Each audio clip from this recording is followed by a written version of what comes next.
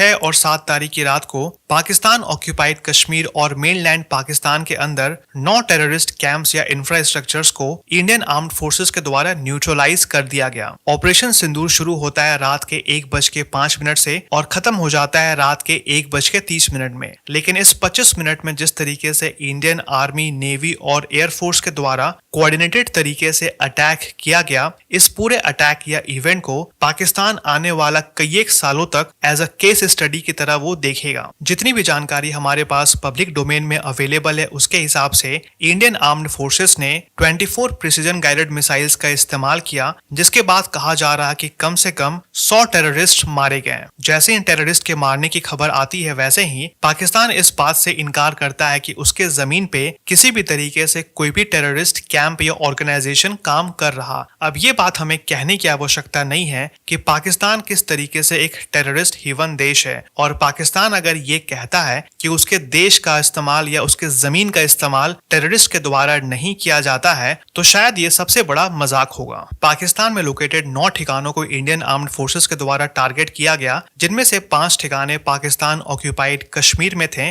और 4 ठिकाने मेनलैंड पाकिस्तान में थे। इन सब में से अगर बात किया जाए तो बहलावलपुर, मुजफ्फराबाद, भिम्बर, इन सब एरियाज में लोकेटेड टेररिस्ट कैंप का इस्तेमाल जैश ए मोहम्मद के द्वारा काफी एक्टिव तरीके से किया जाता था। इसको हम समझ सकते हैं जैश ए मोहम्मद का कंट्रोल एंड कमांड सेंटर, जो कि अब नहीं है। अभी मैं इस वीडियो को रिकॉर्ड कर रहा हूँ 8 मई के दोपहर को, और इस वीडियो को रिकॉर्ड करने से कुछ मिनट पहले ही राजनाथ सिंह सर के द्वारा ऑफिशियली कहा गया है कि ऑपरेशन सिंदूर अभी खत्म नहीं हुआ है। इसका मतलब बहुत ही साफ है कि ऑपरेशन सिंदूर या इंडिया पाकिस्तान के बीच में जो टेंशन बना हुआ है, इसके रिगार्डिंग हमारे सामने और भी बहुत सारी जानकारी आएंगे। इन सब के बीच एज एन इंडियन हमें कुछ बातों के ऊपर विशेष ध्यान देना है कि अलग अलग सोशल मीडिया प्लेटफॉर्म्स के ऊपर जितने भी फोटोज या वीडियोस हमें दिखाई पड़ रहे हैं, वो सारे वीडियोस या फोटोज ऑपरेशन सिंदूर से ही कनेक्टेड होंगे ये जरूरी नहीं है। तो किसी भी तरीके से किसी भी जानकारी को आगे फॉरवर्ड करने के पहले या उसे खुद कंज्यूम करने के पहले ये हमारी भी रिस्पॉन्सिबिलिटी बनती है कि हम उन सारे खबरों को खुद से भी जांच लें। ऑपरेशन सिंदूर के दौरान जिस तरीके से इंडियन आर्म्ड फोर्सेस के द्वारा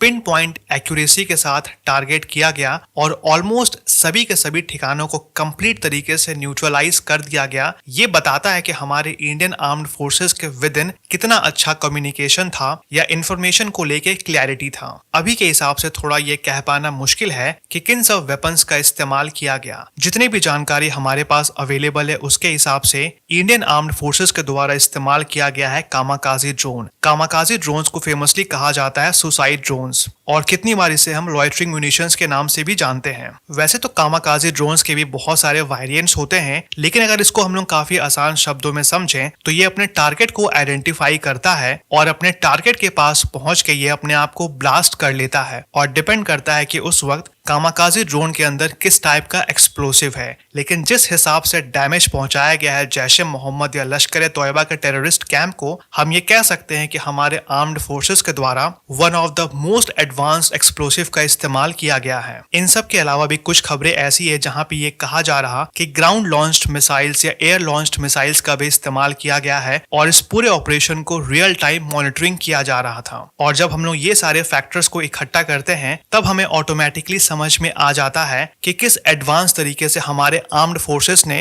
टेररिस्ट कैंप को न्यूट्रलाइज किया है। अब तक भारत का काउंटर टेररिज्म को लेके जो स्ट्रेटेजी था वो काफी सीमित था, जहां पे अगर कोई भी टेररिस्ट भारत के अंदर घुसता और हमारे आर्म्ड फोर्सेस अगर उसे आइडेंटिफाई कर लेते तो उसे वहीं पे न्यूट्रलाइज कर देते। लेकिन बीते कुछ सालों में जिस तरीके से लाइन ऑफ कंट्रोल के आसपास या इवन पाकिस्तान के अंदर भी किसी भी तरीके से अगर कोई भी इंफ्रास्ट्रक्चर है जो कि रिलेटेड है टेररिस्ट से या किसी भी तरीके से कोई भी टेररिस्ट ऑर्गेनाइजेशन से, तो हम उसे भी न्यूट्रलाइज करना शुरू कर दिए हैं। कल दोपहर जब गवर्नमेंट ऑफ इंडिया के द्वारा ऑपरेशन सिंदूर के रिगार्डिंग प्रेस ब्रीफिंग की जा रही थी तो उस वक्त foreign secretary Vikram Misri sir के द्वारा काफी स्पेसिफिक शब्दों का इस्तेमाल किया गया, जैसे कि measured, non escalatory, proportionate, responsible. यानी कि साफ कहना था हमारे विक्रम मिस्री सर का कि जो हम लोगों ने अटैक किया है, इस अटैक में किसी भी तरीके से पाकिस्तान के मिलिट्री फैसिलिटी को टारगेट नहीं नहीं किया गया है और किसी भी सिविलियन इंस्टॉलेशन को भी टारगेट नहीं किया गया है। मतलब कि जो हमारे स्पेसिफिक टारगेट था वो सिर्फ और सिर्फ टेररिस्ट और उनके इंफ्रास्ट्रक्चर था। अपार्ट फ्रॉम चाइना और टर्की, ऑलमोस्ट सभी देश भारत के साथ खड़े हैं और भारत के द्वारा जो एक्शन लिया गया है पाकिस्तान के अंदर, उस एक्शन को बढ़ चढ़कर अप्रिशिएट कर रहे हैं। I hope that you enjoyed the video. See you in the next one. Have a wonderful day. Thank you. Take care. Good bye.